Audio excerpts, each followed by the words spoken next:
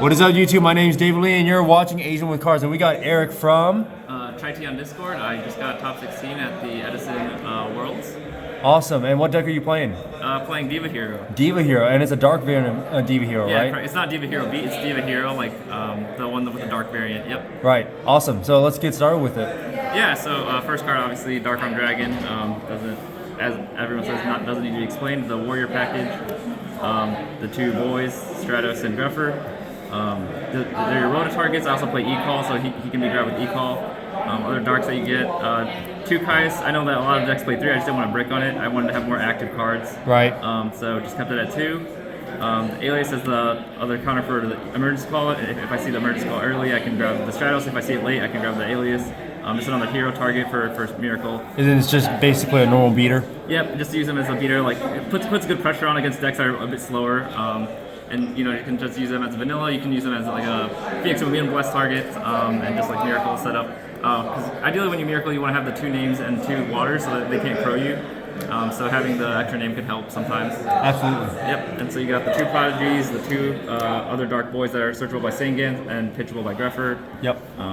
Standard Gores, Plague, Sangan, more Darks to keep feeding the engine. 3 Diva. These are the Water Boys, 2 Summon Eater and 1 Gilman. So I play a good amount more waters. I know that True Hero does like the Treeborn version, but I really didn't want to play against Blackwing, and I felt like that was a very unfavorable matchup because of how much pressure they can put up early, and so like Summon Eater walls out both Blackwing and Hero Beat. So putting double Snowman lets me like build up my hand a bit more and like counter OTK or do more combos back against them, and it really worked really well. Like I played against 4 Blackwing in a row after going 2-0, and I went 4-0 versus all the Blackwing matchups. The only matchups that I lost to was 2 Bayou Turbos, and it makes sense because they are main decking like double oppression now, and they're doing like a lot of spot removal for my zeros, and it's a tougher matchup. But I didn't design this deck to beat Bayou Turbo. I designed it to beat Blackwing and Hero Beat, and that's what it did. And so yeah. And we're done with monsters, aren't we? Yep, that's all the monsters, and now we got the spells. So we got the double searchers.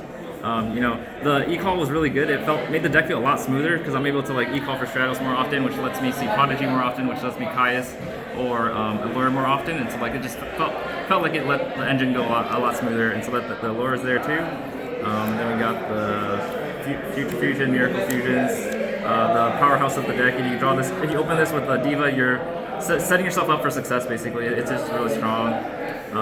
The Steal Their Cards combo package, best card in format, second best card for stealing face downs like Rykos, or my favorite plays are when you can do mind control like their hero or their water and miracle it away. So like if you take their Treeborn Frog that they leave up, if they play, but like you can capitalize on their mistakes when you get to use their monsters and like leave the wrong monster up, like an Alias. Starting them off early is really strong. Being able to combo this off with your own like Snowman Eater that you kill them with. Space heavy, just gotta get rid of back row. Basic staples and all. Yep, staples. Double bottomless, too good of a card. Mirror Force, Torrential, Solemn. A lot of 1-0s. Trap Dust Shoot, 1 Wing Blast, 1 Tornado. Also for the Hero Beat, Blackwing, I just wanted to have spot removal for like oppression and stuff like that. Only 1 D Prison and 1 Return. For the 1 D Prison, I know that a lot of like the builds that top RBT recently have like the 2 D Prison and like the 2 Wing Blast.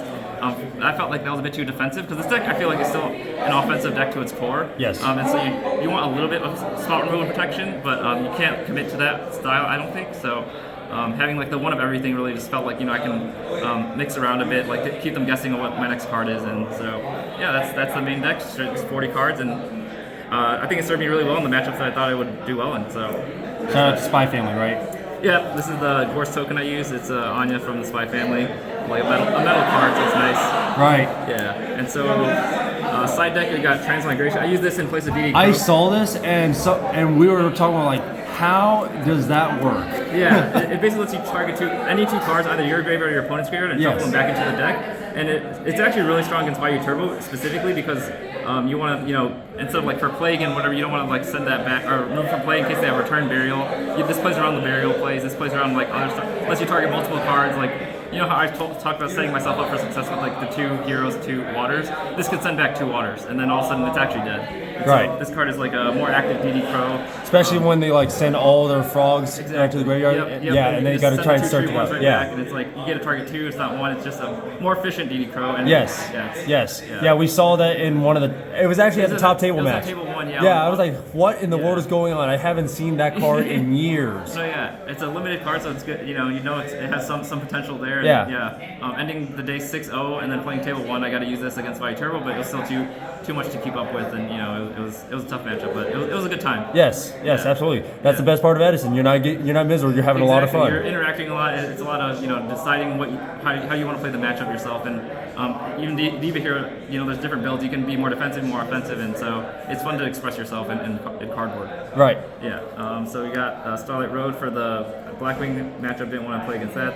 Compulse has just been a hot card of the week or month. I feel like a lot of people are on Compulse now. God, there's been a weird phase. Like back in the day for me, like I used to run 3 of these in main deck back when you could not get deep prison. Yeah, and like being chainable is very important now. It feels like spot removal for synchros that are like coming out a lot faster and zeros that are being spammed. Like you need the spot removal. Yeah, it's quite interesting. So it's just generally 1-ofs that you're using. Yeah, I did a lot of 1-ofs for sure. I'd probably go up to 2 on the Compulse, but I do feel like 1-ofs in Diva here specifically. I think True Hero might have mentioned in one of his videos where they can't play around everything, and so by having more options, it's easier for you to have a couple of different things that they're just not prepared for. Like if you sacrifice a little bit of consistency, but you get more variety and skill expression. Expect the unexpected. Yeah, exactly. And then the 1 extra dust to stop oppressions and stuff like that. Yeah. 1 deck Devi, 1 master restrict. This never came up. I didn't want to play against. I felt like Frog could have a hidden comeback this tournament, and it kind of did. I think there was a frog. Frogs were like a disease out here. Yeah, and so I just didn't happen to play against them. I played against the Valley Turbo, which is the opposite side, which was not as ideal for me, but it's okay. But yeah, the restrict would have been helpful if I played against Frog, but I just never had to use it. Double rug. This card is like literally so. It covers so many different parts of the format. Especially mirror matches? Yep. Mirror match for sure. Diva, Caius, just a lot of stuff they can stop. Absolutely. Double limp, you just have to keep these in case you play against the random light swarm. There was a lot of Christia Swarm than I thought there would be, and so like having these in really saved me in my earlier rounds to go 2-0 in the first 2. Literally back-to-back Christia Swarm. If they built a little bit better, if I didn't see limp, it would have been over. I would have probably scrubbed out. Double Cypher Dragon, just a good overall card. Really good into Hero Beat. Every time I put Hero Beat, this just puts infinite pressure on them for some reason. Like they can't get over it unless they make Android, and so it's like, if you have 3-card out to this, like just keep pressuring them back when they're supposed to be the ones pressuring you, and so it's really good. Grand Wall didn't really come up that much, but I would want it the same reason as Compulse, like spot removal. Especially when you get to go first, you can start pressuring them and poking their stuff back, and they have to find out for it. And then 1 Fossil Dino, 1 Vanities.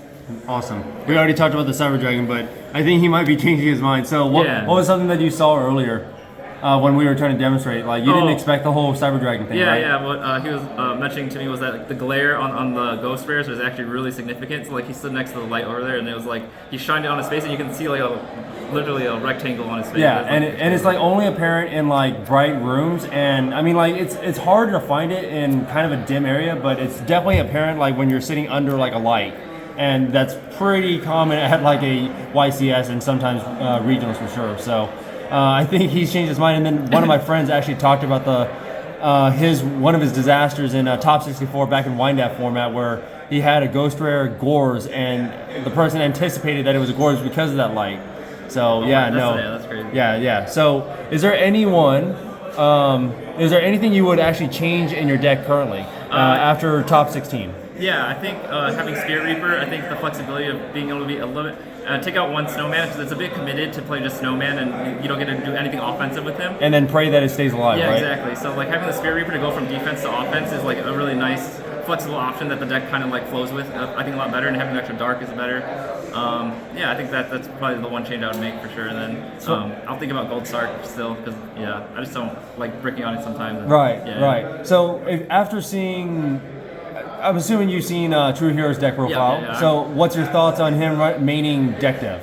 I think I might want to try testing that out, because I think that's really, like, every time I do see him play, it gives him so much information that he's able to play perfectly with this deck because of the flexibility the deck offers. Like, knowing what cards they have is actually very important for this deck, whereas like it might not be as important for Blackwing or Hero Beat because their only strategy is to beat you down. But like this, you can play defensive, you can like bait them into thinking you have certain cards and then counterplaying that way. And so, Right. yeah, I think it's a worthwhile, like worth to test at least, and probably even main deck at some point. What's your general hardest matchup? Right now, Vayu Turbo when they main deck the double oppression. If I don't have the like Dust Tornado main deck, like it's basically almost crushing. Yeah, it's crushing because so much of your deck relies on special summoning, and if they don't allow that, and they're also able to turn up the heat really quickly with the Greffer, and they can just 4K if you're being too slow. So yeah, they're a strong deck, and so Eater doesn't punish them as hard as it does like other decks because they just get another Vayu to grave, and then it just makes them even stronger, honestly. So yeah. Absolutely. Yeah. So two more questions, and then we'll close it out. Yeah. So what was your favorite matchup? Favorite matchup surprisingly was Blackwing because like I just knew what they were gonna like. Yeah, I can set a card. What are you gonna? You're gonna waste a Kalut and then waste your Shura to like run over. Like the Blackwing matchup just felt very streamlined as far as like what my plan was and to how to trade out. Like basically you want to bring Blackwing to low resource and you to low resource, and then you're top decking Miracles and they're top decking like a single monster. And so yeah, they don't really have that strong top decking game, and so bringing it low resource and doing that is definitely my favorite matchup so far. Absolutely. Is there anyone you want to thank? Thanks to my boys over there. They're the ones that got me back into Yu-Gi-Oh! They gave me a free goat deck, and then that's what caused me to like look up more YouTube videos. And I found E3, Keegan's channel, and then that got me into Edison, which got them into Edison, and now we're all here at Nats, like having a good time with each other. It's a crazy throwback. And it's crazy, like we could be playing Modern, which I've heard a lot of people like be miserable with Modern right now, and then everyone that's playing Edison is still getting a smile whether they win or lose. Right. Yep. Yeah. It's a good time regardless. You're always interacting with people, and everyone here has been really awesome. So. Absolutely. Yeah. Alrighty, Eric. Thank you very much. Yeah. Thank you.